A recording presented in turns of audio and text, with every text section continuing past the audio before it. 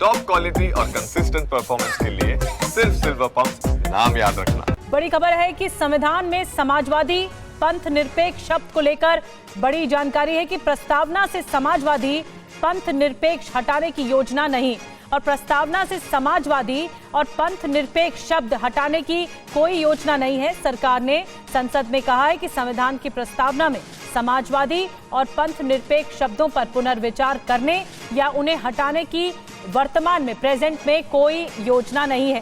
सरकार की ओर से क्या कुछ इशारा किया गया है, आमोद राय बताने के लिए मौजूद हैं। जी आमोद, बताइए। देखिए, राज्यसभा में एक लिखित प्रश्न के जवाब में ये कानून मंत्री अर्जुन राम मेघवाल के तरफ से जवाब दिया गया है कि राज्यसभा में जो उन्होंने जवाब दिया उसमें साफ साफ उन्होंने मेंशन किया है कि इस तरह का कोई प्रोविजन या कोई सोच सरकार के पास नहीं है।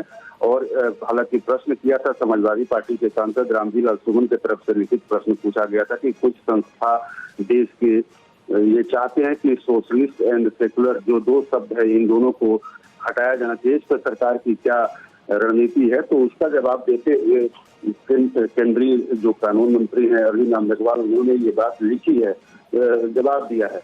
लेकिन जो प्रश्न उठता है, जो लगातार ये प्रश्न उठाया जा रहा था आरएसएस के सरकारवा दत्तात्रेय होसबोले द्वारा, जब ये कहा गया कि इस पर विचार होनी चाहिए, इस पर चर्चा होनी चाहिए, तो उसको लेकर उन्होंने कुछ नहीं कहा है। उन्होंने ये जरूर कहा है कि सरकार की जो मंशा है प्रीएम्बल से हटाने की नहीं है और सरकार इस पर कोई विचार अभी तक नहीं कर रही है।